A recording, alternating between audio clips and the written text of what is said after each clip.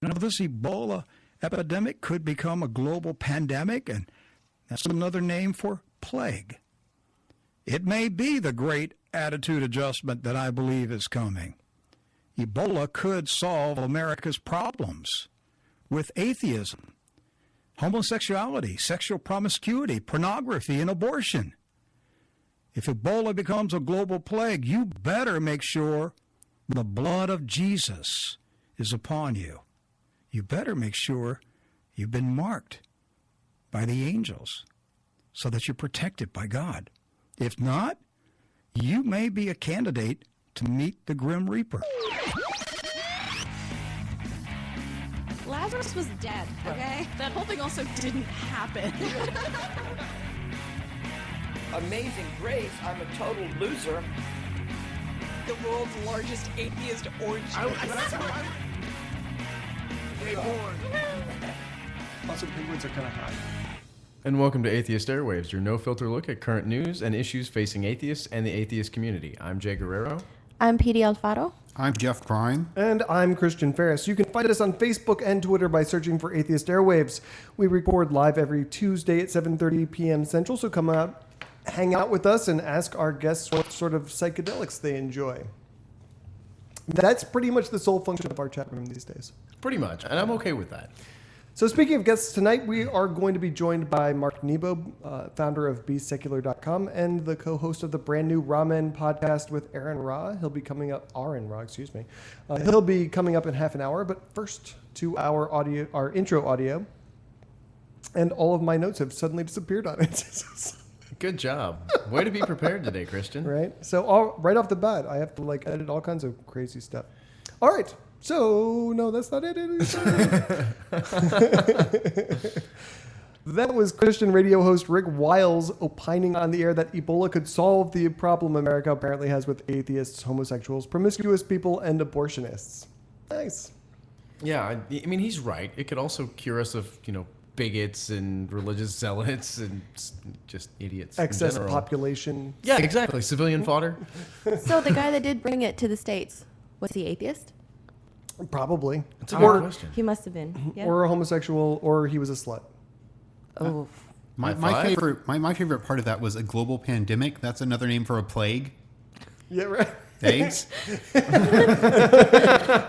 and I read it before, but it sounded better when he was actually reading it and when he was saying it out loud. But the part about angels marking things, I was just wondering, is that like dogs marking things? It's like a bunch of angels walking around and peeing on you for Jesus. That's amazing. I marked. No, dude, it happened at the office. I'm totally good. Well, he's talking about Jesus' blood upon you, and then do angels pee Jesus' blood? That's why they wear robes. It's easy to get out. Quick access. Gotcha. So obviously they're going commando. This is what you've learned today on Atheist Airwaves. Angels go commando in robes. I did hear a French chef describing the type of wine as angels peeing, so maybe. Really? No Seriously, way. yeah. I would so not drink It's like that angel's wine. piss. Yeah, no thanks. I'm good. Next. Let's try the red. I gotta say, it doesn't sound like much of a problem to me. Like, if you described an afternoon to me filled with atheists and promiscuous people, that sounds like a good afternoon. I'm good with that. Yeah. As long as you're not mixing Ebola in with it. Yeah. That could get a little gross. As long as I'm not bleeding from every orifice at the end of the day, I think it's okay. Well, it depends on how promiscuous you've been, whether or not that's happening. But now we know the cure is angel piss. Yeah, there you go. We just got to find an angel. That just stops you We from need dying. to set a trap. I don't even know what we would do with How that. does one catch an angel? Well, let's Google it. You rip its fucking wings off? What do you do? But first, we got to catch him. All right. Let's move on to actual news. Honestly, this is reminding me way too much. I have this recurring conversation with a friend of my daughter's who literally every time she calls me, every time she sees me, I don't even think she really understands that I'm an atheist. She's just really distressed that I don't believe in fairies. And every time she sees me, she goes, "Hey, non-believer," and like totally, I don't think she knows that I'm also an atheist. Totally need to record her. I totally will. Can we get her on the show? How old is she? She's like 11, I guess. Can we get her on the show? Can we get her parents to sign a consent form? They would do just that. to say that. Let's have her on for a second. Let's talk about fairies. That's not a bad idea. That's not a bad idea because like I have this conversation with her all the time. I'm like, okay, so how do you know fairies are real? And she's like, well, there's videos on the internet, and so we'll watch these videos on the internet. And then she puts out traps trying to catch fairies, so she can prove to me specifically, like I am her nemesis. So has she caught a fairy? She says she's come close. I don't even know what that means. Is that like Bigfoot? Does she need to hook up with the Jake Dwyer guy? I heard it.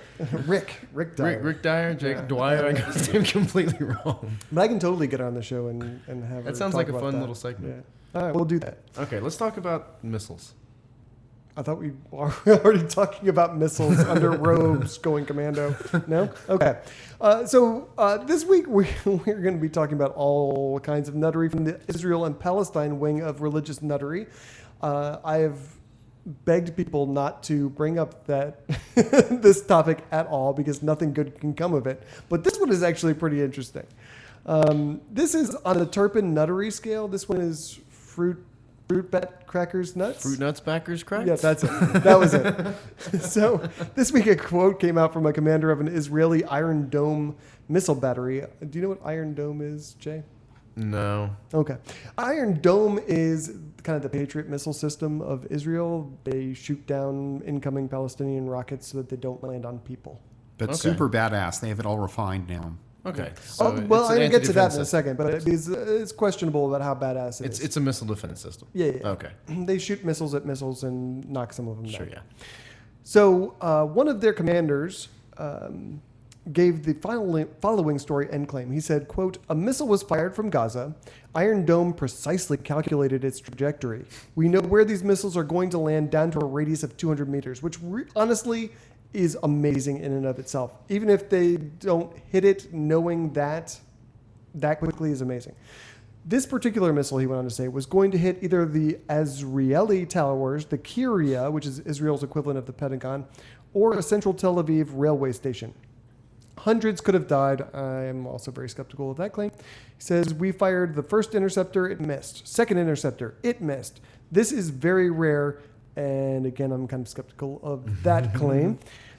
He says he was in shock. "At this point, we had just 4 seconds until the missile lands. We had already notified emergency services to converge on the target location and had warned of a mass casualty incident. Suddenly, whoosh, Iron Dome shows a major wind coming from the east, a strong wind that sends the missile into the sea. We were all stunned. I stood up and shouted, 'There is a God!'" Didn't he already believe that? Yeah, Or, right? I mean, Yeah, he was already Jewish, so yeah. But he was just confirming. He was on the fence. Agnostic Steve in the Iron Dome Agnostic Steve. suddenly becomes a believer. Is what Until the happened there. wind blew. Right. And then he adds, "I witnessed this miracle with my own eyes. It was not told or reported to me. I saw the hand of God send that missile into the sea." They've also been talking about an operation Israeli forces did into Gaza where they were supposed to move into this dangerous position, and they were supposed to do it before the sun came up, but they got delayed. And then they said just as they were ordered to move forward, fog came in and hid their movements from the enemy, and they were able to dig in before the fog then lifted magically. This sounds like a Command and Conquer game. Like you're selecting The fog your, of war. Yeah. yeah, like you get your special weapon or whatever. Like the general just clicks it at the right time. That's what it sounds like to me. It's not God. I love it. Rebel 1852 in the chat room says there are no atheists in Iron Domes.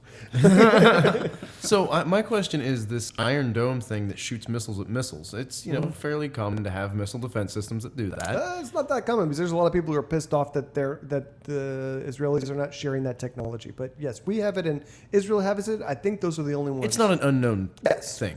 So if they missed twice, what happened to the missiles they launched? I had that same thought when I was reading this, but I assume that they don't. You can disarm it like in midair? Yeah, that as it comes back to. Although still, They just redirected it Palestine. just drop it on people. Write it in orphanage, yeah. I like that. they have all those points on the map in Gaza: orphanage, hospital, UN school. That's what they do. I was about to get all technical, but go ahead. No. Actually, I had that same thought, and I think they probably disarmed the warheads in flight, but those things are still going to land, and Well, I mean, I don't think they can control its trajectory. If they could, they wouldn't fucking miss. So why does God choose what he wants to command and what he doesn't?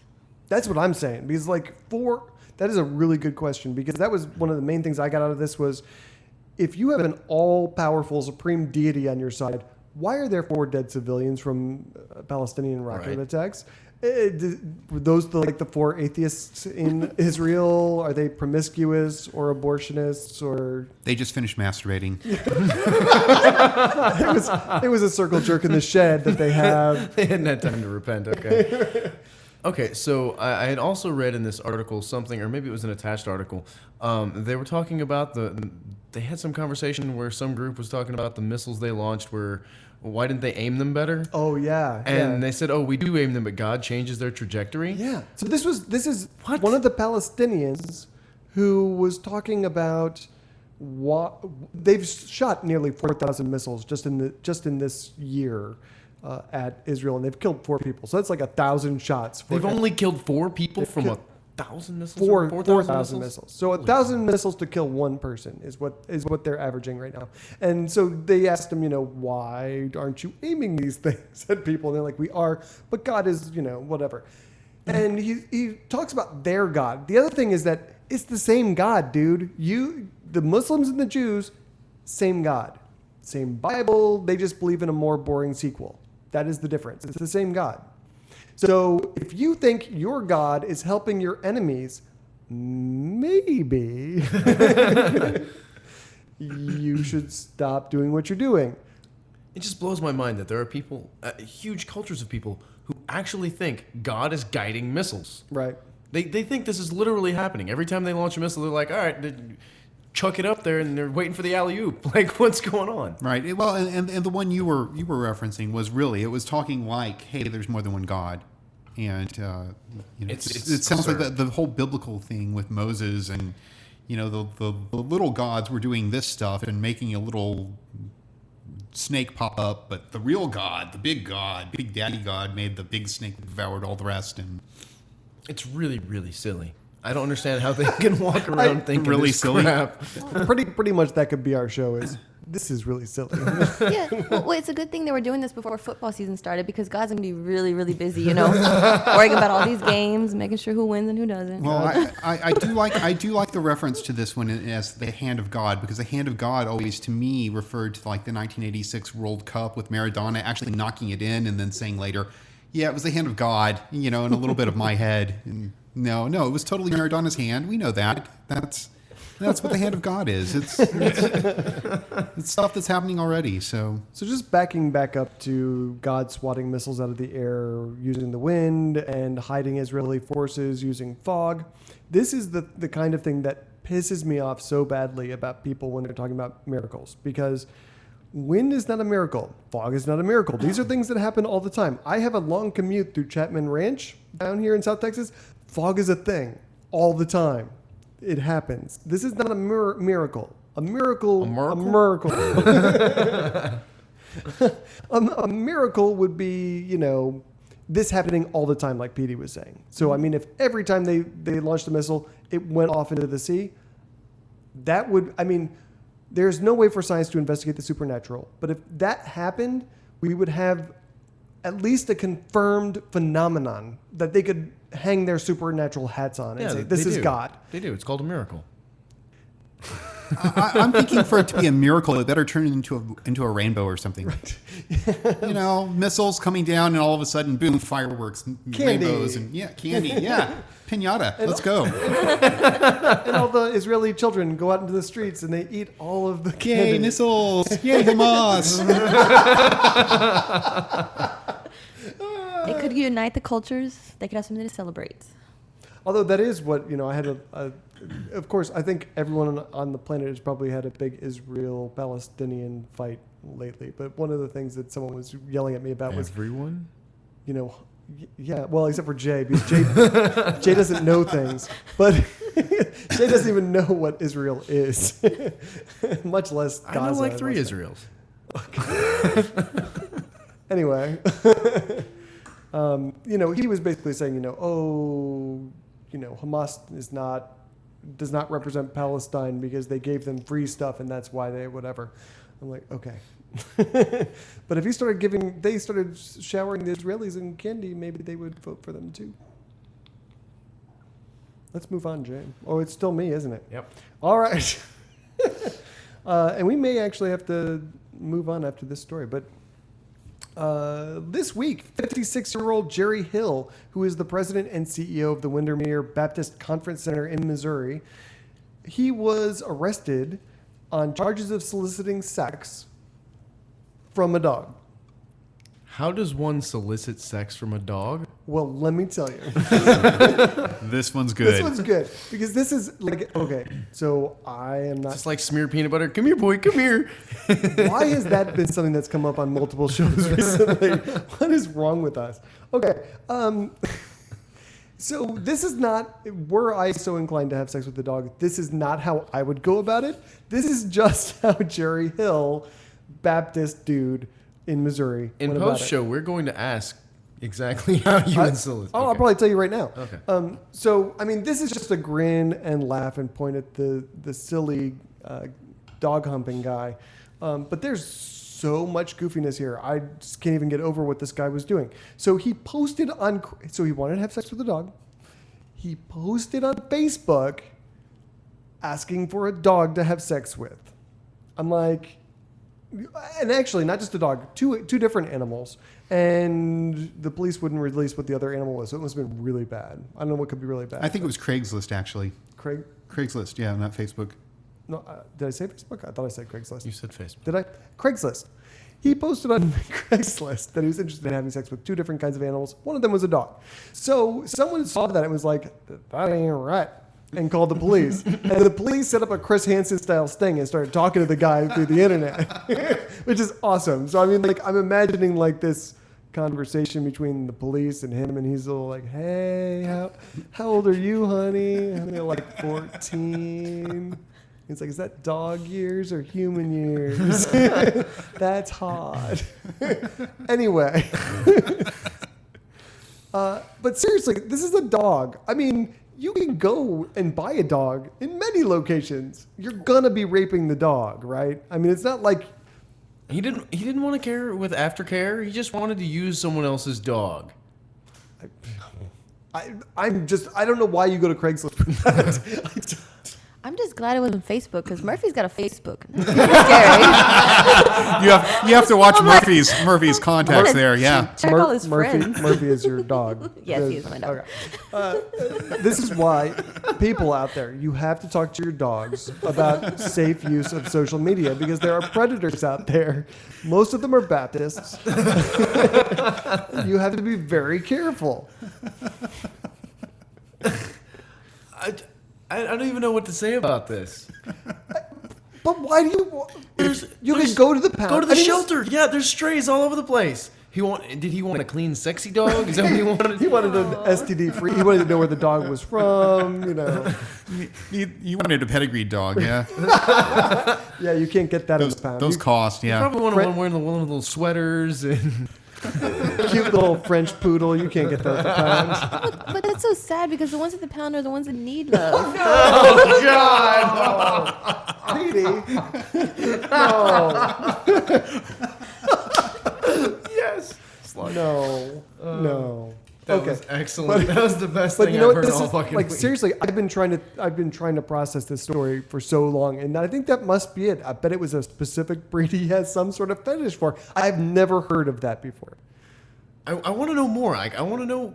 I don't know why. I have morbid curiosity to know what in the hell drove him to go to Craigslist to solicit sex for a dog. And then he traveled a long way. I mean, not too long. I mean, an hour or so to get to Columbia, where the Columbia Police Department were like, can you have a seat over here, sir? I really, really, really want to. Will they release the records of the conversation? Because I bet that is hysterical. I'm sure they will. I'm sure it's a public record. information request. Yeah. Oh, yeah. okay. You can totally get that. Yeah. A FOIA. That can be our next post show. Is we'll reenact his conversation, his sexting with the dog. No dogs will be harmed in the recording of that. Not unless Petey has something to do with it. Let's go to the shelter, guys. They need love there. So he was arrested in Columbia, Missouri, where I lived there actually for a long time, and I love Columbia. It's a great town. I would live there again. So I say that as preface to reading the comment section of the Columbia Tribune about this. The people in that town were having a serious conversation about whether or not you could make sweet love to a cow. I mean, like physically, was it possible? And the conversation ended with some dude saying, any veterinarian will tell you that. I'm like, whoa, you guys are way too concerned about having sex with cows in Columbia, Missouri. This is in the paper. They're having a discussion. Well, on the online edition, yeah. Yeah, that's what I mean. Yeah, like they're having a discussion about how to have sex with cows, or if it's Yeah. and then this so guy, Whether it harms them, is there something in the water? just whether it's physically possible. whether it's physically possible, because so the one guy was saying that he should, they live in mid-Missouri and there's plenty of cows, you should just do that. The other guy was adamant that cow vaginas are so big that unless, you're talking about like fist-sized penis, you're not going to be able to, I'm just reporting it. I'm not condoning it. I don't. What is in the water in Columbia, Missouri right? that makes people know so much and have so many desires to screw four-legged critters? I have no idea. My only note was you should have done it in Texas. Totally nothing in the penal code. The closest you get is animal cruelty. So Really? seriously, You can screw animals in Texas without, As long as you're not as cruel. long as you're not cruel about it. as long as you make sweet love to the animals. As long as you pet them and love them and call them George. That's really screwed up. Can we fix this? What- Can we what state- put a law in the books that makes it illegal to screw animals? What state was it we were talking about just a few episodes ago that turned like a bill came up that was trying to strip out Oh, I remember that. It was like Alabama. It was one of the Alabama, I southern think, yeah. states. Yeah, and they wanted to make it illegal to have sex with animals. They're like, no way, because then we're gonna have like homosexuals and stuff. Oh. Looking at you, Alabama. Holy God. Yeah, sodomy is still on the books. I mean, Yeah, even though the Supreme Court has said, hey, that's not going to fly. Sodomy's totally good with us. It's still on the books as illegal. I want that meme. It's just the Supreme Court. Sodomy is totally good with us. What about sodomy With of animals? Ginsburg, yeah. Wait, so what happens if you sodomize an animal? I don't know. I don't know what the Supreme Court would say on that one. I think Scalia would say that's bad. It might be the only thing that I ever agree with Justice Scalia. For real. Okay, so real quick, a quick question though. Jesus, for or against feeding the hungry? Quick. I would say repeatedly four. Repeatedly for? Proverbs 28:27, Luke 3:11 for Jesus specifically. Yeah, okay. So apparently that's changing, I guess, at least in hippie-ass principles that, what the fucking town was this? Some shitty town in Florida? I don't know. Somewhere Florida. A bum walks into a church and he's hungry. He wants food. He finds cookies. He eats said cookies. What does the church do? They press charges. I love it because like the cleaning lady saw him in the church and immediately dialed 911. No, excuse me, sir. No. It's like you're a church. People are going to be coming into a church. Right. I guess he looked particularly I don't know. unkempt. I don't know.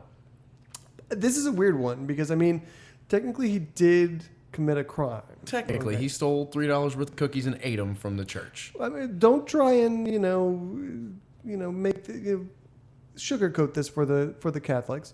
This is Were they sugar cookies? This guy is a hardened cookie criminal. He stole almost 300 cents worth of cookies. You do the crime, you need to do the time. I mean, There's just no way to spin this. That isn't ridiculous. like honestly, it was $2.25 worth of cookies that this guy allegedly consumed, and they had him arrested. They called 911 immediately, and I'm just like, you're a church. I mean, so for me, this really just lays it out. What a church is.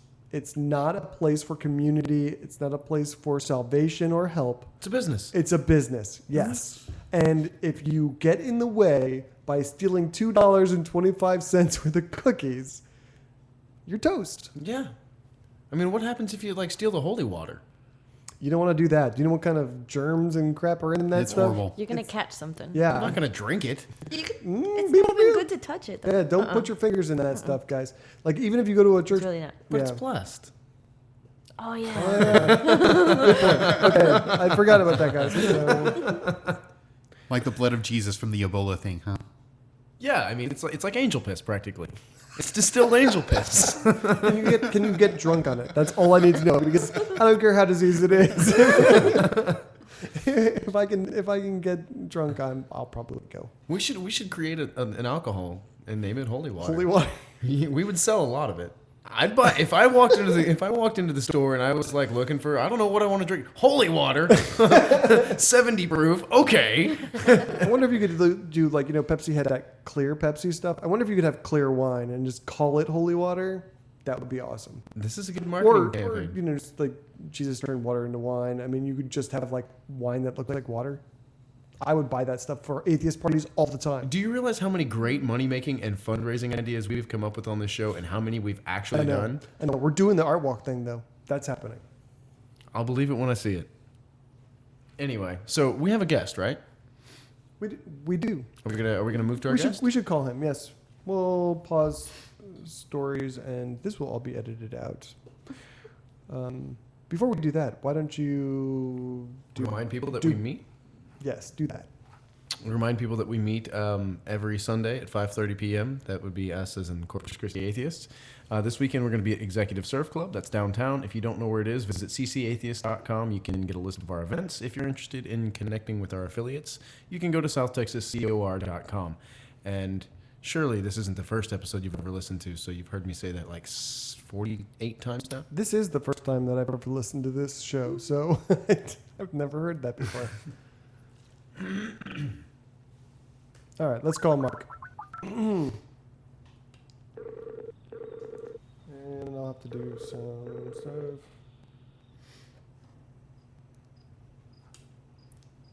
Cricket. Literally cricket. crickets. I'm here. I didn't know if I should answer with video or not. It doesn't So, matter. Like you have it.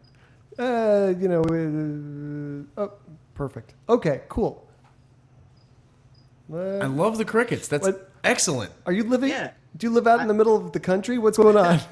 No, the crickets are just very loud. Got the door open here. There could be many sounds that trickle into this conversation. My wife is playing a video game right now. What's she playing?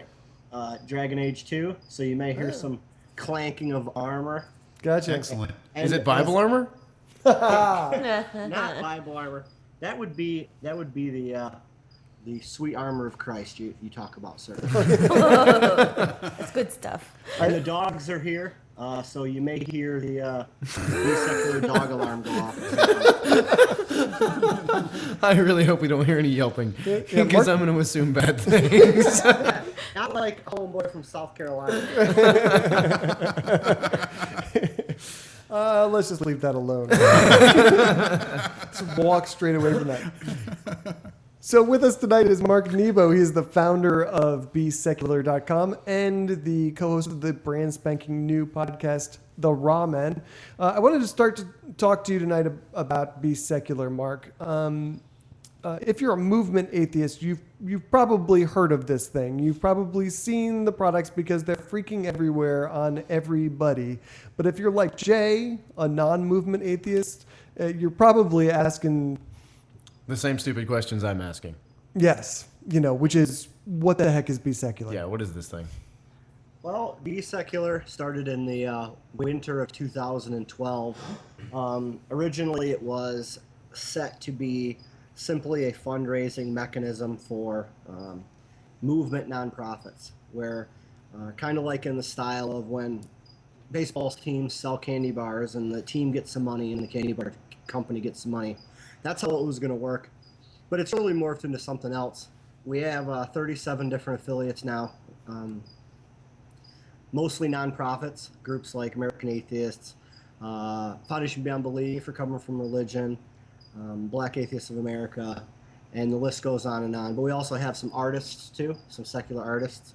I don't know why Atheist Airwaves isn't one yet, but they could be. So, but basically the way it works is when people go to besecular.com and they purchase items, the nonprofits, if they are selected as the affiliate of choice, they get 50% of the profits. And if it's an artist, they can get up to 50% of the profits depending on how much they sell in a month. So it's a nice way for groups and artists that don't have any money or much money to use to generate fundraising to raise money without any money put out. They don't know, you don't have to pay anything to be an affiliate. There's no fees associated. It's just if people come buy things and then they say that you're their favorite affiliate, then you get some money from it. So as I said, morphing into other things, we've started a lot of other initiatives. Christian, you and I were on the Secular FM podcast-a-thon in the spring. I actually hosted that, and I put most of that together with Tanner Campbell from Secular Broadcasting, and we gave $2,000 from that to Foundation Beyond Belief, so that was good. That was awesome. I got to say, just in case people don't know, because I think one of our most popular episodes, you actually hooked us up with Daryl Ray. And so this is the guy who brought you that Thank episode. you. Yes, Yeah. thank you, Mark. We appreciate that. Oh yeah, Daryl's a handful. He's a good guy. Oh, yeah. It was the most fun I think we've ever had. He fit in right. It was perfect for this show. It was great. Perfect.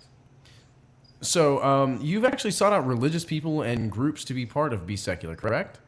Yes. Yep. We are not an atheist organization, although Shannon and I and our Vice President AJ Johnson are atheists. We do network and work with progressive theist groups.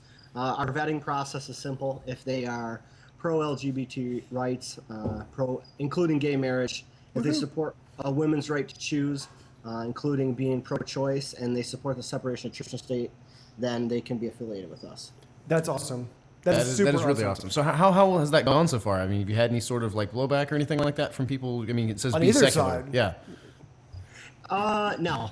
I would say we've had a few of our closer friends in the movement ask us, like you did, about blowback, but we haven't had anybody come out and say it's a bad idea. We haven't had anybody come out and say anything beyond saying things like working with even the most progressive Christians somehow can lend cover for the more conservative Christians. Yeah. But as we've found out, the people like Mark Sandlin from the Christian Left, and he blogs for Pathos and Huffington Post and whatnot, he is one of the most aggressive hunters, if you will, of the bigotry and the conservative Christian right, because not unlike the Muslims that aren't, blowing people up and are upset that everyone looks at them like they are, the liberal Christian base, especially the very liberal Christian base, is frustrated that they're what they believe is the right way, the right path in life, is being covered over by the louder and more aggressive Christian conservative community. Yeah, we actually have a story coming up in the third block where, there's a bunch of Christians in the Northwest who are, acting out against these, hardcore conservative Christians who are misogynist, who are homophobic, racist, whatever. And I think that's a good sign. And we've talked on this show many times about being any kind of minority, which atheism is. And you need allies, because you're not going to get much done if you're 2, 3, 5, 10% of the population. You need other people to be your friends. And so I think that's a good idea, especially, Be Secular. The separation of church and state protects churches from the state. Bingo. So that's absolutely the facts. Another thing that we created was in January was our first, and we've taken some time off. We're going to get back to it. We started something called the Common Ground Conversation Series. That was co-created by Mark Sandlin from the Christian Left, and us. And what the first event was at Johns Hopkins University in Maryland. We had about an hour and a half to 2 hour long discussion with Jerry DeWitt and Mark Sandlin. And these two fellas, if you know Jerry DeWitt, if you're in the community, you know Jerry DeWitt. Even if you're not in the community, you Jay probably doesn't, know. but Yeah, no idea who that is. Jay doesn't, but the rest of us do. So- He's a former Pentecostal minister turned atheist speaker and activist.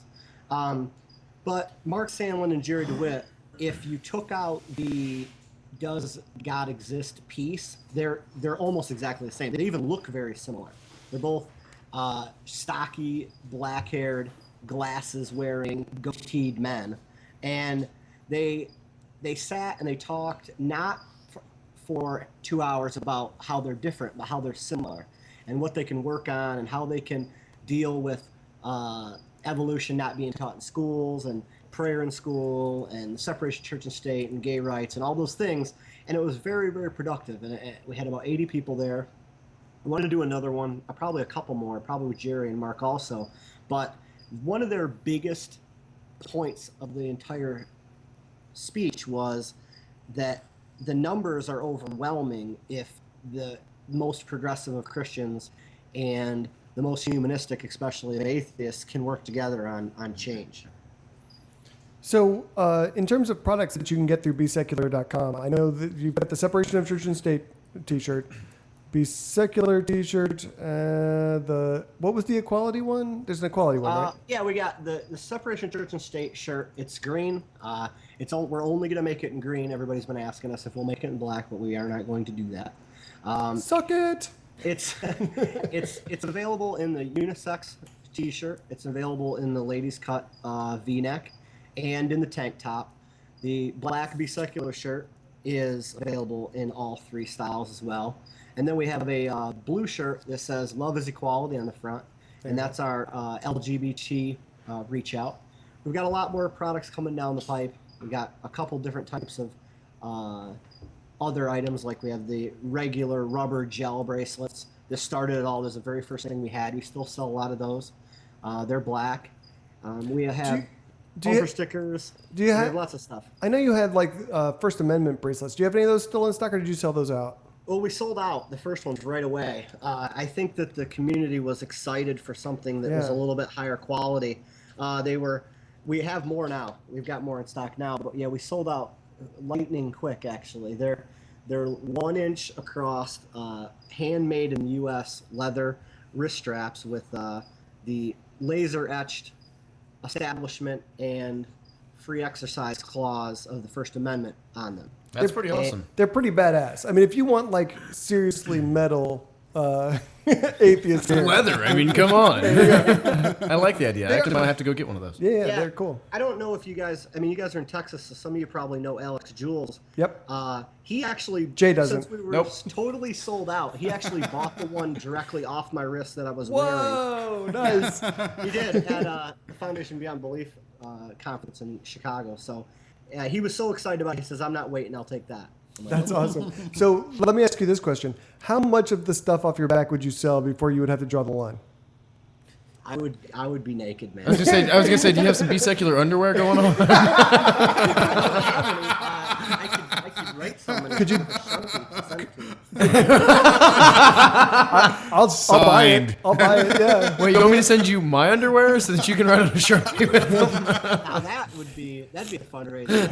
Handcrafted underwear, slightly used. Get it signed by everybody. Yeah. Matt Dillahunty here. I would totally do that. I would send a pair of underwear.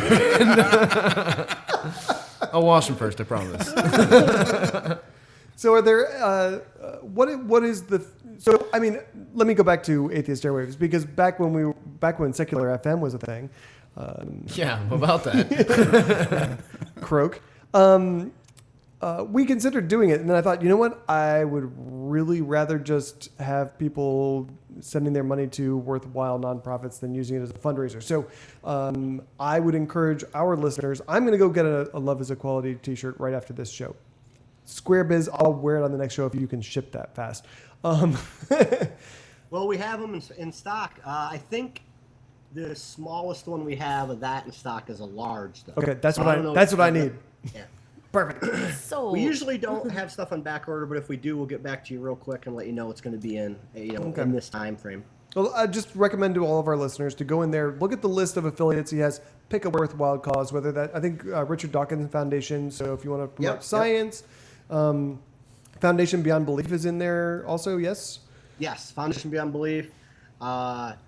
Like I said, Recovering from Religion. Let's see. Let me just try to think of some off the top of my head.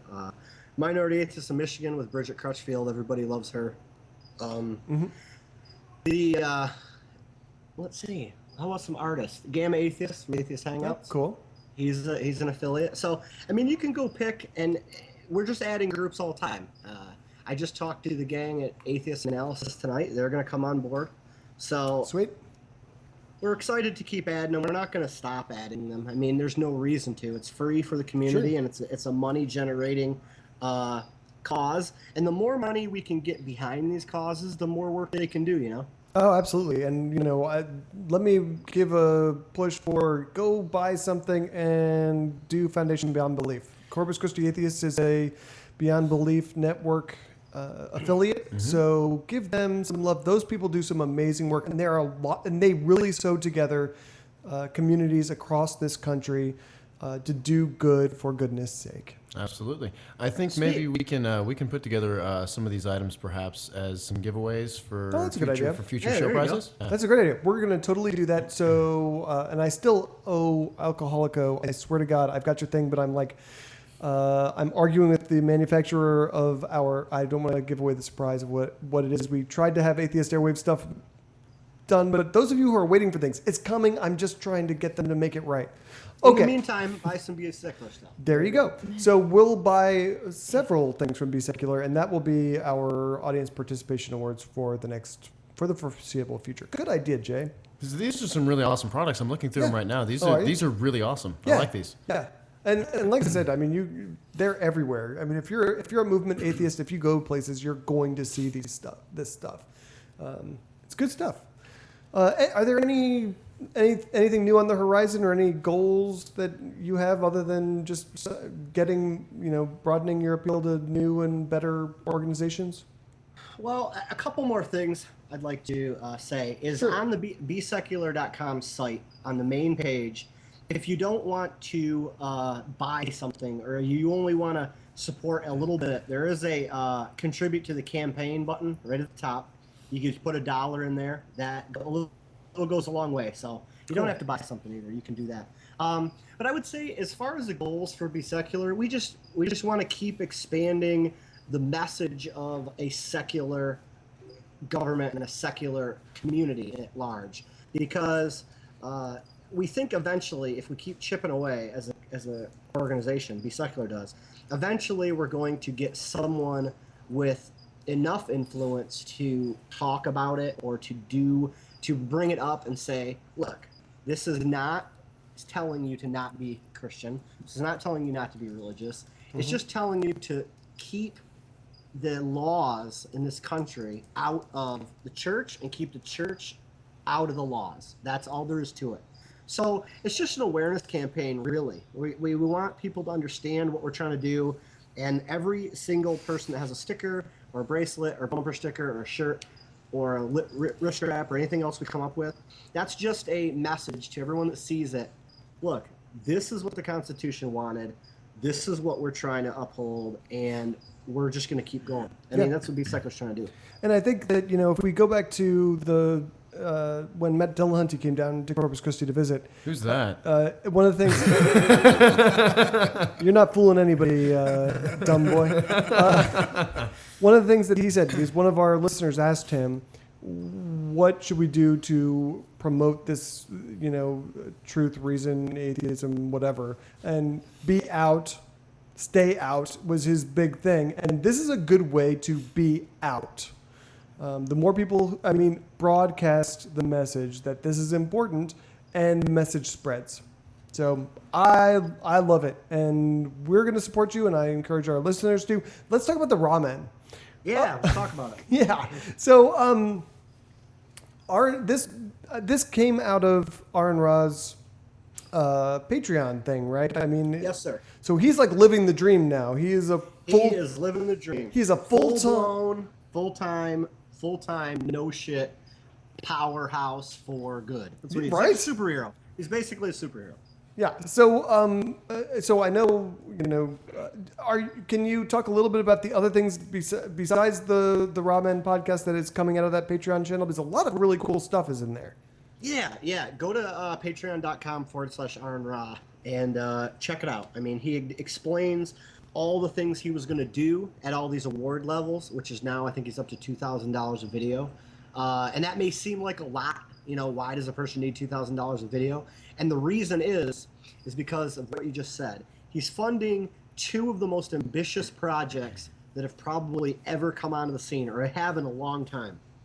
The first one is the Phylogeny Project, Phylogeny Explorer Project, okay?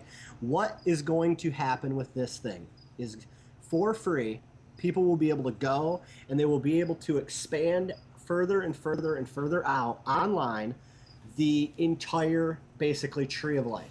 When it's done, you'll be able to start at humans, basically, and go back and back and back and back and back. Or you can start at the beginning at trilobites and go forward and forward and forward, all the way from the soup to the nuts. And I'll say the nuts as humans. So you'll be able to expand it all the way out and just keep branching and branching and branching. And I mean, if you think about how massive a project that is, yeah, he's already got a team of engineers that are working on it, and it's going to be 100% free. It's going to be used for studying and just helping people learn about evolution. If you watch Aaron's videos, that's what he is most focused on, is evolution and teaching it.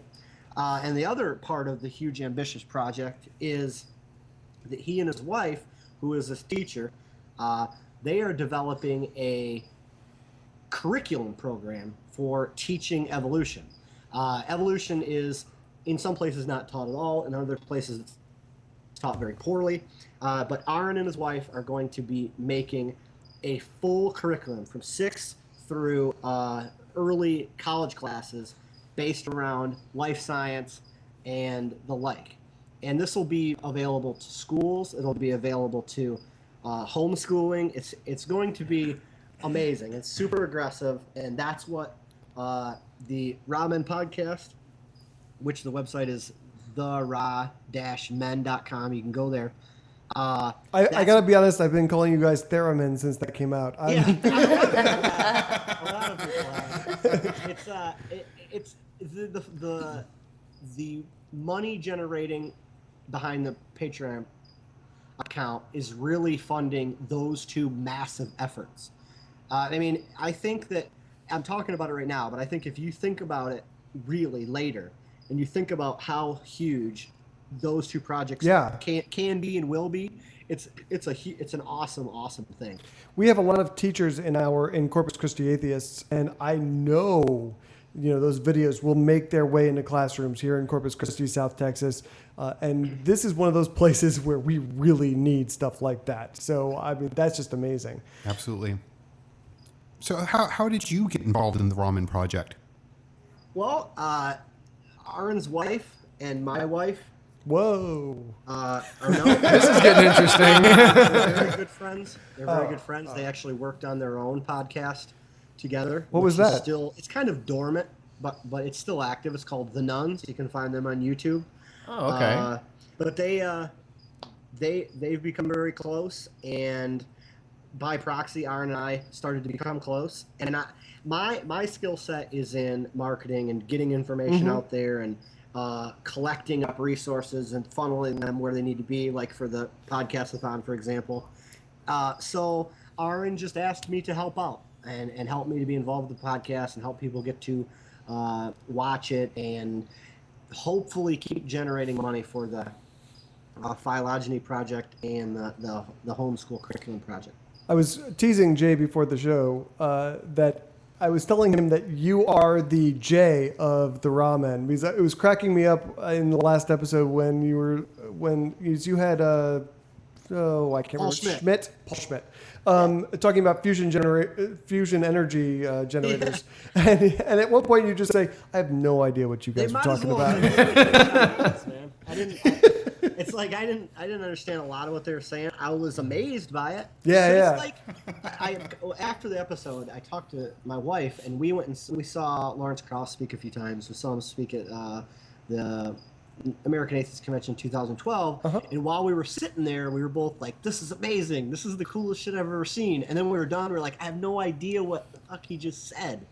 So, and it was just like gone. And that was the same thing when I was listening to Aaron and Paul talking about fusion. I barely understand it, but it was riveting talk anyway. Yeah. And I just, as long as we're talking about it, one of the things, because when I saw who he was talking to and I started listening to what he was saying, I was like, ooh, man, I'm skeptical of this. I'm really, really skeptical of this guy. And I was really impressed with the way the podcast treated him. And he's not even a scientist. He's a financier.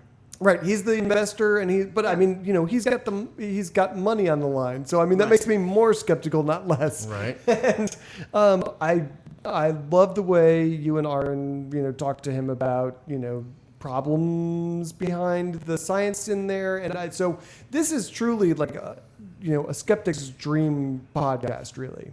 So yeah, we want to talking to Aaron. I mean, we really wanted to, and we still want to we're gonna have, the first episode was Matt Dillahunty. We wanted to start out with a bang, and everybody knows Matt and Aaron are very close. Right. But we want to have guests that nobody ever has. People from outside of the movement, people that have interesting things to say that you wouldn't hear otherwise. Like Paul, he said he'd never been on a podcast. So, but that's going to be kind of the goal. Well, who is it? Can you tell us who you might be having on in the future? Well, the next, we only really plan ahead one episode. Oh, so you're like us. We're going to try to get a little bit better about that. But the next one is DPR Jones, who a lot of you may know. He's going to be talking about the Doctors Without Borders telethon and the project, or the fundraiser for that, which is very important. Doctors Without Borders is an awesome program. I'm sure some of you may know about that as well. But DPR is a great. I met him this year in Salt Lake City. I had never I think I'd seen him several times. I never talked to him before, but he's going to be a good guest. I encourage everyone to tune in. We're on Spreaker, SoundCloud, iTunes, and I Other submitted places. to Stitcher. Okay, so Stitcher as well too. So those 4 places.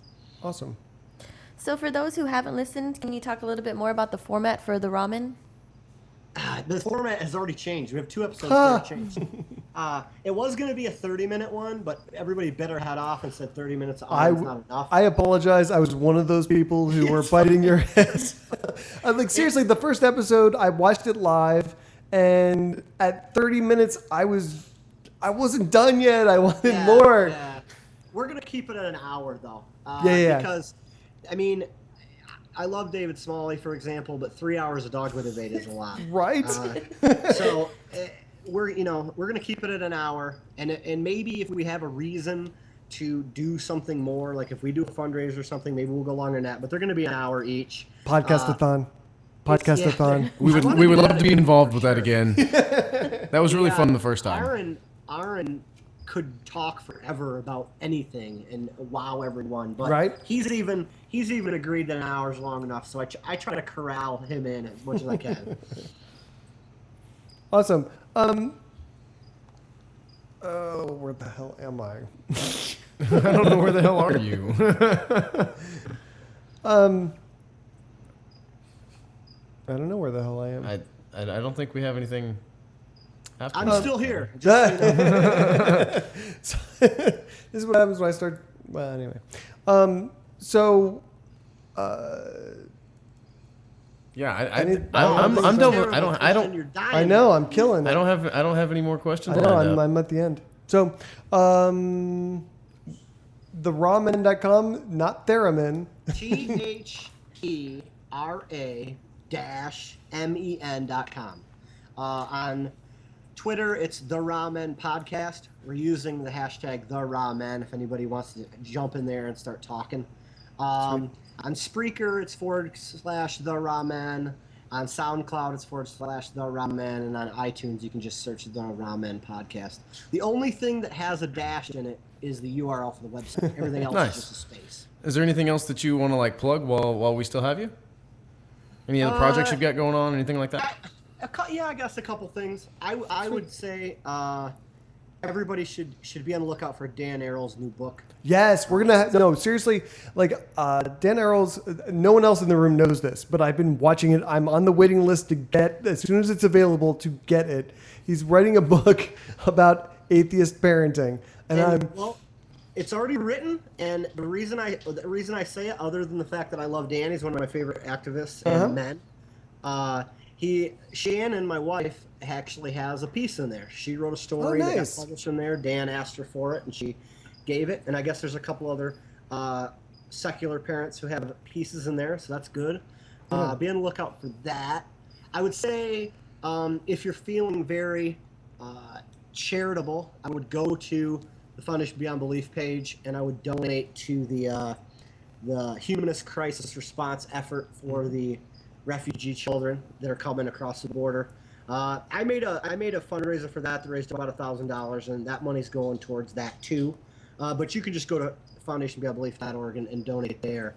That's about it. I wasn't expecting to be able to just throw my information out about anything else. That's important. The Ramen Podcast is live on Aaron Ra's YouTube page, which is YouTube.com/Aaron Ra. Every other Thursday at 10 o'clock Eastern. And as soon as it's done on there, I load it up to all the podcasting sites. So you can watch it with video on YouTube live or afterwards, and you can catch it on all the places you like to catch podcasts. catching podcasts is always better. So every Tuesday, 7:30 p.m. Central Time, tune in and join our chat room. And then Thursdays, you can go chat with Aaron Ra and Mark Nito. No, every other Thursday, yes. Every other Thursday, and the Thursdays that we are not on, go to atheisthangouts.com and watch Dave Viviani. Absolutely. Same time, but he does it every Thursday because he's a Superman. And Mark, traditionally, we just have to ask this question. Favorite psychedelic for the chat room. And I want to throw a shout out to Hecky13 in the chat room who said, "Stop trying to make this question happen. It's not going to happen." Apparently, it keeps happening. I don't know. And I even warned Mark ahead of time. I'm like, they always ask this question. So, official response: favorite psychedelic. I was trying to think about it. I don't really have a favorite psychedelic drug, but I think that those toads that they were licking in the Simpsons that one time would be pretty fun. I'm so into that answer. That is the best That is a great answer, yes. That we've ever gotten to that question. And we've asked a lot of people that question. We do need a shirt that just says, "What's your favorite psychedelic?" In fact, end of this month, we will have our first T-shirts available. I may go with that. I had something else planned, but we may go with the psychedelic. I thought you were going to say we were going to have like our first psychedelic tripping episode or something. First. Like 40-something. Thank you so much for joining us, Mark. It's been a pleasure. And go support BeSecular.com. And I love the podcast so far, so good work on that, sir. We'll catch you again soon. Thanks a lot. See ya. Take care. All right, someone has to Google real quick. What are we Googling? When is Expedition? Because I've got it down here to talk about, but I haven't. October 10th. 11th. Oh, October 11th. Excuse me. She's right. I got that in my calendar. We're going.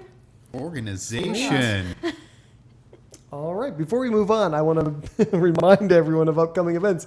Expedition 2 is coming up on October 11th. Easy to remember. Expedition 211. We're gonna kick some. I'm gonna kick your team's No, ass. so this is the big thing. It doesn't matter. We got this. We've talked about this, okay, off the air, but we haven't talked about it on the air. So Expedition last year was the first time in South Texas they've done this. It basically we're paying to clean up the beach, which is a little weird. I grant you it's weird, but it's kind of a contest. So 8 teams go out. There's a It's almost like a reality television show, and there were all kinds of television crews following Sarah around. Last year. what is it they used to call it? Too sexy, something like that? Something. Last year. And so this year we're doing it again. Only last year we had 1 team out of the 8. This year we have 4. That's and right. it's going to be the great Atheist Airwaves host, destruction. Team Delta's going to screw you guys Okay. up. So I've got a team, and my team is going to win because we are the veterans. We did Negative. it last year, and we're doing it again. We've got Veterans just kind of means old sometimes. Oh, that's so true. It's so true. That's a little true. It's like the geriatric one. Jay has a team. I do with Turpin. Yeah. I was gonna just dump Turpin and go over with Petey. So I tried to poach. Didn't So work. PD has. I was her gonna own do team. it, but Christian said no. Well, this is kind of a thing I do on a regular basis. You guys are It's going something down. Corpus Christi Atheist does on a regular basis. Yeah, dude. you're All, going more down. than you. Like Oh, I've yeah? never been Yeah. outside. Yeah, Come on. I don't know about that. So we're I've been doing it since I was like 7. Jay's going to try to get his little fancy machine in there. A machine? to dredge up all the different all the different stuff you talked about, cleaning up the beaches and Oh, the that, shotgun that's shells. that is Yeah. not even built yet. Don't work on it. You It's have okay. until October the 11th. That thing ain't mobile either. I'm fucked. No. I was actually thinking about rigging it, but I'm gonna play nice. I'm gonna play fair. I'm gonna whip your asses straight up. You're totally not. But it's going to be October 11th. I think what I want to do for this, and I haven't talked about this either, I'm announcing it on the air. I think what we're going to do is we're going to have a bet for charity, and people can bet on which team they think is actually going to get cast. It's going to be my team. So Nah, put your he's money wrong. He's wrong. on my When team, you and we'll got do it two for charity. Alfados, that's better than one Alfado. I'm just saying. If you want to sit around and drink during the day, Okay, yes. who's But got the if you better wanna clean tan? up Who some- spends more time on the beach? Let's go with that. I live on the beach, so How many nights have you spent on the beach in the past month? in the past month, none. But I mean, in the past year, once, and it was in the back of your truck. Oh, do tell. What, you I haven't heard of the just did. cuddling? The great cuddling incident. We had an Ides of March thing. We actually sacrificed a sheep. We did. We sacrificed a sheep on the beach though. Not a real sheep. It was a paper sheep with cotton balls. But And by the way, if you Nevertheless. want to get the best gift ever for Christian, get him cotton balls. no, He loves them. No, they're horrible. They're horrible. Okay, so the other thing we have to announce besides that, obviously our Patreon channel. So patreon.com/Atheist Airwaves. On the post show last week. So if you donate even $1 to the show, you get access to our post show content. So you can get that two ways. One is you can jam $1 in Jay's G string and he'll do his little dance for you. The other Where the one fuck did this come from? out of my twisted little mind. And I want to think about you dancing the G string. I don't know. The other way is to show up in our live chat room at Ustream and listen to it live. But if you'd like to get access to that content, jam $1 in Jay's G string. Last week we had a very intellectual conversation about the sources of morality, which was amazing. Which followed me trying to chat up a sex spam bot on Skype, which I'm not good at. Jay talking about his Craigslist personal encounter, which he's a little better at. Christian was actually dumped by the spam bot. I was. She stopped talking to me. Yeah. So these are the kinds of things you're missing. So if you would like to not miss that, go to patreon.com/Atheist Airwaves. Thank you so much for those people who are already supporting the show. If you donate more than $1, you get some really cool stuff as well. Oh, yeah. Yeah. I mean, free T-shirts, other kinds of things. And that's going to come up this month. We're going to actually talk about our own psychedelics in the post show tonight.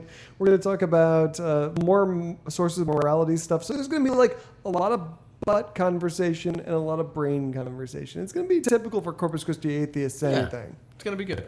So are you ready to queue up the call-in line? I will be by the time you end up saying it and the then people let's- in the chat room catch up on the lag. Okay, cool. Excellent. So if you have a question, a comment, an issue, or something like that you'd like for us to discuss, you can do so Talk via more slowly. Skype. Hardcore what? So talk more slowly. Oh, sorry. I thought you said hardcore to something. If you have some sort of a question or comment or an issue that you would like for us to discuss, you can do so via Skype. It is Atheist Airwaves. It's all one word. You can find us there. Make sure you have some headphones on. Obviously, you're going to be on Skype, so have something to say. Turn down your audio when you call in, because the last thing we need is a bunch of mumble-jumble feedback, crazy screeching, and then background noise and all that crap. So Oh my God, the spam bot just just emailed me again and just messaged me again. I've got a second chance. We're going to totally talk to Doll Chick 62 after the show. Doll Chick? That's her name, yeah. That's kind of creepy sounding. Her name. Okay. Anyway, so yeah, call us on Skype. Hey. Oh, God. Oh, we're going to do it again. No, let's not. Why don't you save this for when you get home? Okay. Anyway, okay, so let's talk about some Texas. Wait, let's back up because we've still got stories from the first thing. Let's not talk about Texas Let's then. talk about Rush Limbaugh because we promised Mark we were going to talk about that. We promised Rock we were going to talk about Rush Limbaugh. We did. Is it my story? It is. Let me find it. Hold on. I'll just edit this Oh shit. yeah, I remember this fucking guy. This thing I was supposed to prepare for, I totally remember it, guys. All right, so all of the relative like okayness of our Pope, and I say that because he's just okay, it seems to kind of have its yin or yang or whatever the hell you call it in this pastor asshole from Seattle. His name is Mark Driscoll, and he's essentially a chauvinist douche bro pastor. He's like really horrible. Yeah, I mean, he is Terrible. like the epitome of like douche bro. He's done all sorts of crazy egotistical crap, and his church is turning on him at an exponential rate. It's awesome. It's- This is what we've been talking about on this show since the beginning is get up and leave. Speak up. Right. This guy, he's had several people leave, elders in the church. I don't know what the hell you call them exactly. They've resigned. If they're like Mormons, they're like 17-year-old elders. I don't know. It's the craziest thing ever, right? Right? This is Elder Steve. Elder Steve can't even drive yet. But he's got a really cool bike. So basically, what's happened is several dozen protesters have actually taken up outside of the outside of the church. It's like the Mars Hill Church. It's apparently a mega church. Yeah, 17,000 people belong to this Yeah, church. that's a big friggin' church. Yeah. They've got signs. They're protesting. If they all just jammed $1 in Mark Driscoll's juice, Well, they have been. I know. They've been tithing to him. 17 Tithing. Yeah. Yeah, they're tithing to this guy. it's more than $1. Right. They've now got signs to stop objectifying women.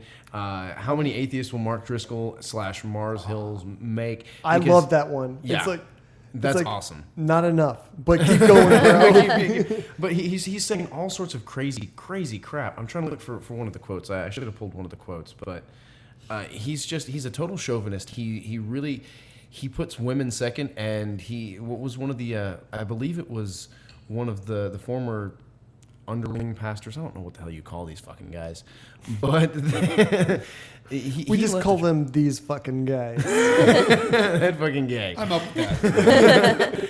He wound up saying that he felt like he was getting all of the attention from the church, and his wife was just a secondary thought, because this guy is really driving this macho chauvinistic crap. Where he's talking about how Jesus wasn't this typical hippie guy that everybody likes to think of him as, Right. Because he didn't want to worship someone that he could beat up. I know, right? I'm just like, really?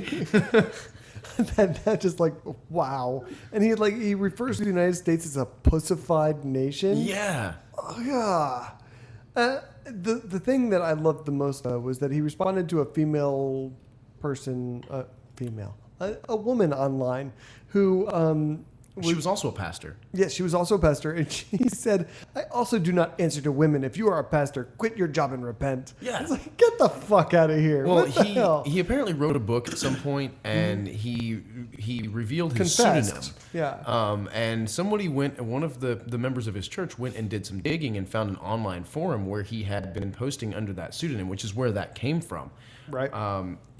He's just said all sorts of crazy crap, and they're calling him the Rush Limbaugh of Christianity, which is pretty accurate. I want to back it up to something that Mark Nebo was saying, because I think it's interesting, because there is a valid argument to be made. The people who are criticizing Be Secular for giving, working with liberal Christians, and I think there's a valid argument to be made that does provide cover for religious wackos. Sure, it does. So what do you think about this? I mean, What do you mean? What do I think about this? Well, I think he's a douche bro. Well, I'm just saying, like, I mean, enemy of my enemy here, or Oh, okay. I see what you're saying. I have to say, there are some atheists I don't want to be associated with. We've Absolutely. talked about the MRAs. It's okay. I'll see you later. I would. you're not far down on the list. But there are plenty of Christians I would rather associate myself with, Sure. as opposed to some atheists. And I'm cool with that. That's fine. If they're going to be liberal and progressive, I'm fine with that. I know that in just looking at the comments on the first on the Matt Dillahunty one, he was getting criticized a lot, and he has been criticized a lot for his association with Atheism Plus. Yeah. And hey, whether or not that is still a thing or still works, I think the goals were admirable. I do too. And I think that, for as long as we're pushing that, I want to be associated with CCA and with Atheist Airwaves. I think this is a total tangent on the Atheism Plus thing, but I love the way Matt Dillahunty conducted himself in terms of Atheism Plus, because I agree with you that the goals of Atheism Plus, awesome. The implementation left something to be desired. And I think that, Matt Dillahunty saw the positives that the Atheism Plus community was promoting and supported it. And when he heard criticisms, I don't know whether you've heard about this whole thing. I remember discussing it previously off air a couple of times with you, good. but I don't know it in detail. Okay. So basically, I mean, he heard that the admins of the Atheism Plus forum, which, again, what I think Matt would tell you is what those douchebags do have nothing to do with what Atheism Plus is as a philosophy and as Jen McCright envisioned it. But what he heard was what they were doing in terms of silencing people who were of no concern to them. So he created a fake profile and went on the thing and made a complaint about something that went on in the forums. And he was totally destroyed by the admins. And he was like, hey, guess what? Oops. And then they tried to destroy him for creating a fake profile. It's like, no, fuck you. Nice try. Like, if we had known you were Matt Dillahunty, we would have totally... No, shut up. So, I mean, if you want to criticize the Atheism Plus forums and the stupid people in charge of that, that's fine. But as a thing, it's a good idea.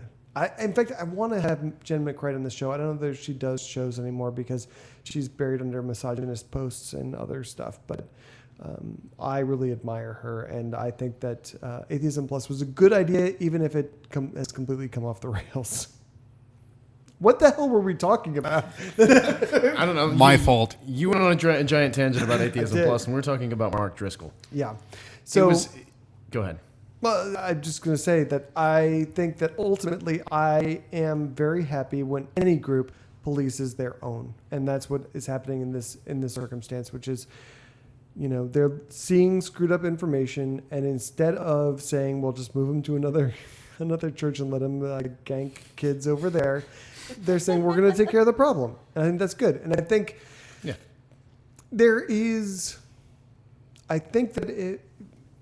I agree with what you were saying, Jeff, about there are religious people that I would rather align myself with than certain atheists.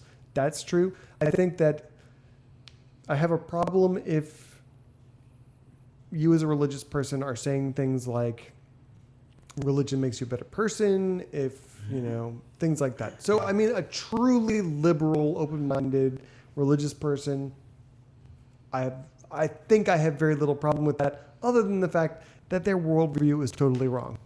And I'm sure they would say the same thing about me. And if we can just agree to think, they can agree to think stupid things about me, and I can agree to just say, this is why you're wrong and I'm right. Don't be a dick about it, and we can get along. Yeah. Just to clarify, that fucking guy is Rob Smith, the former program director at Mars Hill.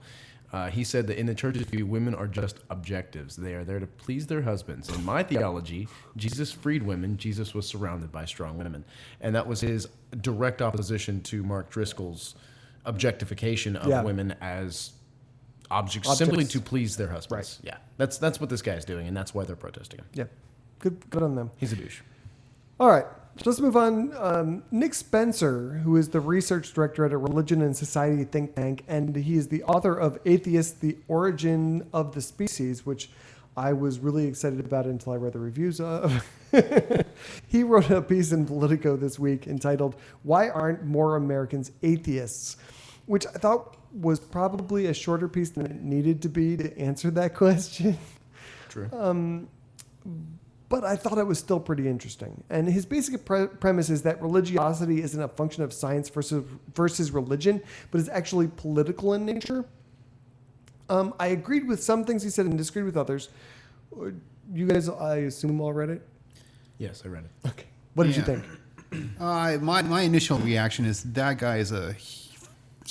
Wow, you had a stronger reaction. What than I did. actually put in there was he's just a smug douche. That's it.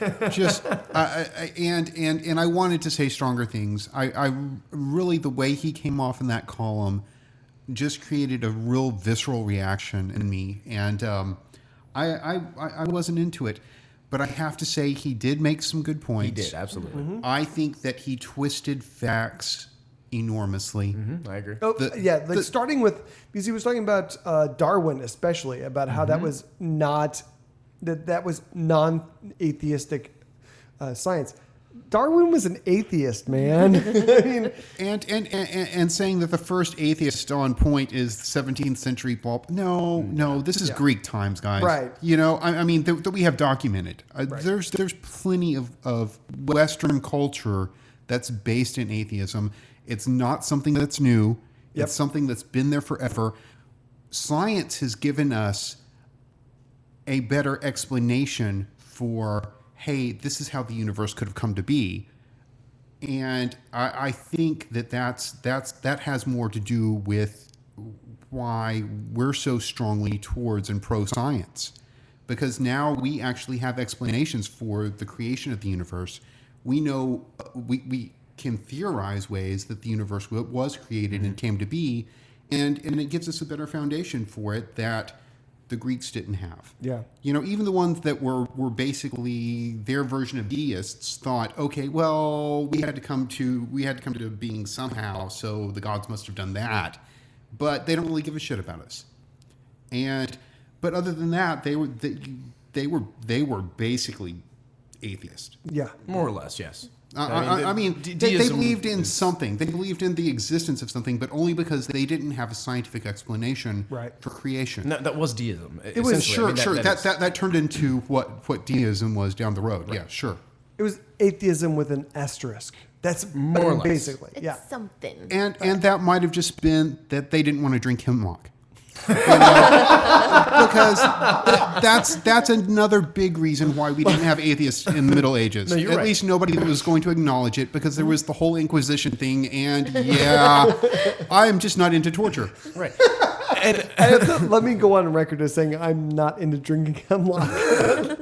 You know, another thing that I thought was, and I'm not 100% educated on this, so correct me if I'm wrong, but he was trying to make the point that atheistic cultures were responsible for more death and war than Christianity and the Inquisitions and all that. And that seems to me that is incorrect. I mean, he talks about how Russia, the Soviet Union was a very atheistic, and China. he's largely right about that. The Yep. Communist, Republic of China, those things, yes. And we have a story coming up if we get to it about China and atheism versus Christianity. I think this is a really complicated issue that he simplifies in a really dumb way, and I think it's a way that most people really simplify it. The atheist regimes, because China is stated an atheist regime. Russia back in the day used to be an atheist regime. Now, they cracked down on religion, in my view, not because it's religion and they're atheists, but because they were setting up a system where the state was the supreme power and they wanted less competition. They couldn't split that worship. Right. Yeah. Right. So you can't have we have to worship this God, and then we'll figure out how to integrate this government. The government is saying, no, we are that God. Yeah. Japan, back in pre-World War II days, we set up a Absolutely. God at the head of our state. That's what it is. It's not atheism, because you can't get from atheism to let's oppress these people. No, it's modern day North Korea. I mean, it's Right. the same thing there. Is that they indoctrinate and they propagandize all of their people so that they don't have to worry about them looking to some other source for for anything. Essentially, there's one end all be all, and that is the government. Sure. So it's a much stronger. If you think about the dichotomy between religion and a government that wants a totalitarian regime, that you can't split that power. The best thing you can do is to combine those powers, the control of religion and the control of that regime, into one, and you have got so much more control of your populace. One of the things that I thought was really interesting about his column was his assertion that the First Amendment is actually the work. And I agree with it. You're shaking your head, but I think this is a really interesting point. He points to the First Amendment as the biggest thorn in the side of atheism's growth. I think that makes a lot of sense. Explain to me how, So, because I wasn't on board with that. Okay. So basically what he's saying is that the First Amendment, keeping a wall of separation between the church and the state, kept American religions from doing what they did overseas, which is overstepping their bounds, imposing really horrible So the point he's laws. making is that that's driving people to That people are okay with it because they didn't have as much antagonism that Europe had. Okay, I can see that. I think that's a really good point. I'd never thought of it that way. So by giving them a choice, so you can be any religion you want, it gives them, but you should have a religion You should instead have of a religion. not having a religion. Right. And it insulated religion. I mean, religion still tries to insert itself, but they've mostly failed in this country over the last few decades, 4 or 5 decades. Sure. That has insulated them from the harm and the public blowback that they've experienced other places where they've had access to the government. I guess you're right about that. In that, if you do allow a religion to have that level of control, it will take that control and it will run with it, and it will do crazy crap that eventually people are like, whoa, that's not cool. So I guess I can see that. Yeah. Right.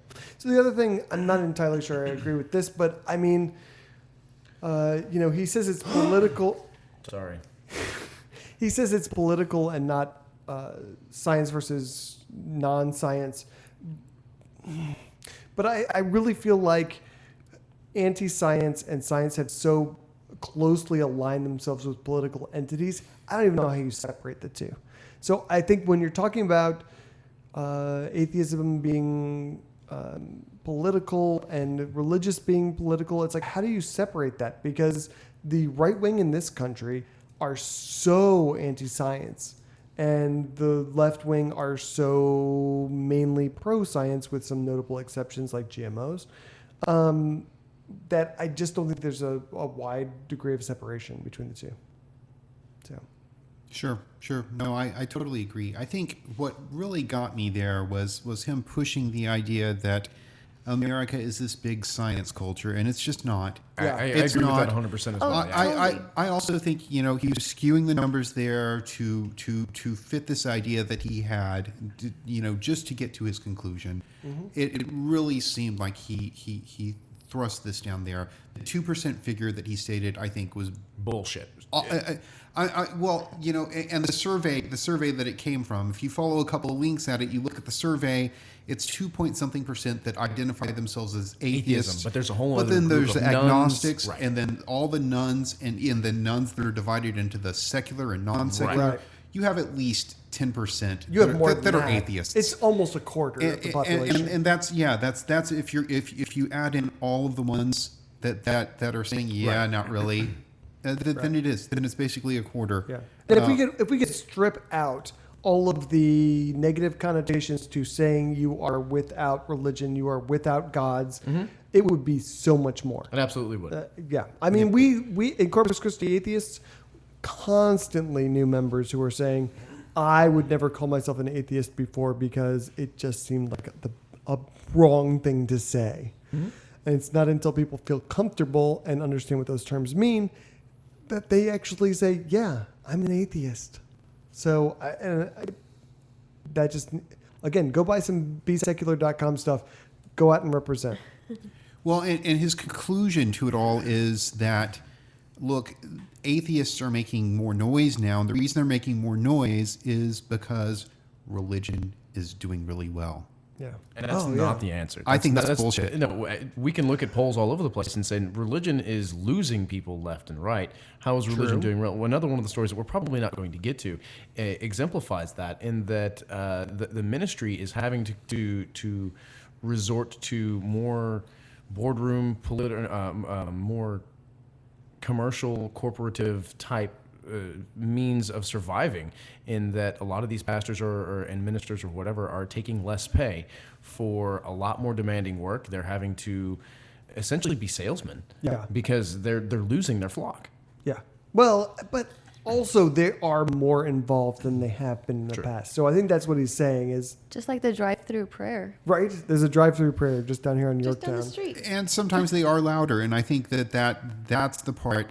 You know, at one point I want to strangle him. At the other point, you know, that's I hate to say it, but that's kind of a good point. Yeah. And then I looked at the Amazon reviews of his book, and it made me feel much better. I did too. I was like, okay. At first I was like, I'm going to totally read this book. No. Let's skip ahead. I want to hit the China thing real quick. Just because we've mentioned it on the show. Okay. So state-run media in China has announced that they are creating their own Christian religion. Hooray! That's what we need, is more flavors of Christianity. Is this like orange chicken? What's going on here? More flavors of orange Christianity? The population of Christians in the country has steadily increased, Jay, over the last few decades. And that has also led to an increase in tension between the state and those religions. But when I say growth, I mean, it's still really low. So, I mean, if you look at Catholics, there are 12 million Catholics in the country right now, they estimate, and that's less than 1% of the population. There is somewhere between 1 and 3% of the people in China who are Protestant. So a total Christian population of somewhere between 2 and 4% of their population. That's a big problem. So China's government, as we've said, is officially atheist, and like Russia, they have tried to maintain an iron grip on all of those religions out of fear that their control might be challenged, the control that they have over their populace. If you want to be a religious person in China, you have to, A, go to a state-approved church. You can't just go to any church. It has to be state-approved, and there's active government supervision of those state-sponsored churches. So first and foremost, I just want to say, someone point American Christians to this and tell them this is what real persecution looks like. Right? I mean, this is active persecution. You can't belong to this church. You have to belong to this church, and we're going to eavesdrop on you and probably kill you or send you to a re-education camp if you're not cool. Mm-hmm. Right? I'm really curious as to what it's going to be called. Like Sesame Seed Christianity? Are we talking like there is a name, Christianity Lo Mein? What's going on here? Dude. Red Christianity. Red Christianity. There's actually a name. I'm trying to pull it up. Hold on. I will find it out in a second. Red. Okay. General So's Christianity? What the fuck is it? Chinese Christian theology is what it's called. Jeez. So it's like, really right off the bat, everyone's going to be Nice lining and up for that. Yeah. I'm Chinese Christian theologist. Well, I guess the best religions are the ones that are brand new, right? That's why they keep going back. They're nice and shiny. Yeah. They need a better marketing director. Yeah, right? Well, the guy with the gun is a great marketing director. Because the guy who comes to my house and stands over me with a gun, oh, yes, sir. That's the kind of Christianity I'm practicing, of course. Well, I don't have to worry about it. I'm an atheist. There's no God, dude. Next door, they're totally Christians. Go talk to them. They're always saying Jesus shit and coming over. Pay attention, Christians. This is real persecution. I have no clue who could have sold you out. No idea how that could have possibly happened. Maybe it was that big cross on your door. Those goofy candles you keep in my fucking yard. I don't know. Are we moving to post show? We covered Let's another move. thing? Let's move to post show. All right, guys. Thank you very much for listening to Atheist Airwaves. We're sponsored by Corpus Christi Atheists and, of course, the South Texas Coalition of Reason. You guys know the drill. If you want to talk to us, yell at me, yell at anybody, berate Christian, please do that. God at atheistairwaves.com. Thanks to Still Tombstone to Dead Man for our outro music. Whoa. I just want to, in my defense, I want to say that I have reached out to another artist and they are studiously ignoring me right now. So I have done something about the outro Why don't you music. just pick one and go with it? Because we have to get permission. No, we can't don't. Yes, we do. How so? You don't want to get... I don't want to get sued. Who's going to Maybe sue us? labels and artists like they do? If we purchase it? Purchase it? No. That doesn't give you rights to broadcast it. I guess we're fucking broadcasting. Never mind. Dumbass. Continue. Yeah, thanks to Tombstone to Dead Man for our outro music. For giving us permission And to look- use his song. Look for him on Facebook, and we're gonna go to post show so Chris can yell at me for saying something stupid. Psychedelics. See you guys.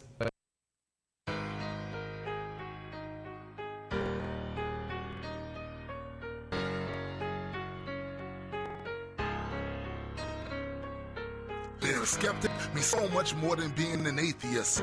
And until you accept that, you won't relate to this. That cognitive dissonance that you experience is when there's things you claim to believe in but ain't living it. Most of you say you are the type to question everything until I hear the conspiracy theories that you echoing. And when I scrutinize the things you try to say are lies, expose your sources as suspect, I see your logic dies. Some still believe in pseudosciences, engage in special pleading when theists use the exact same reasoning. I've even seen atheists use arguments from ignorance and seem pressed to tell me exactly just what the difference is. A skeptic without the ability to analyze is just as bad as it is, cause he'll probably accept a lie. Just as long as it verifies all his biases, applying it to his knowledge pool, and then he's diving in. So I'm not saying that some conspiracies do not exist.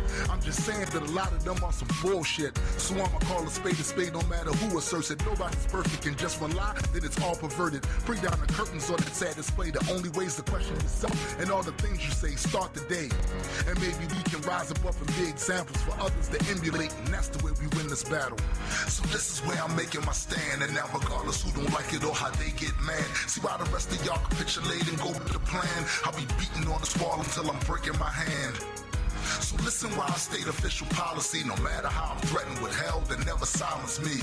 I know that you don't see this as imperative, but I refuse to lose and let the stupid frame the narrative.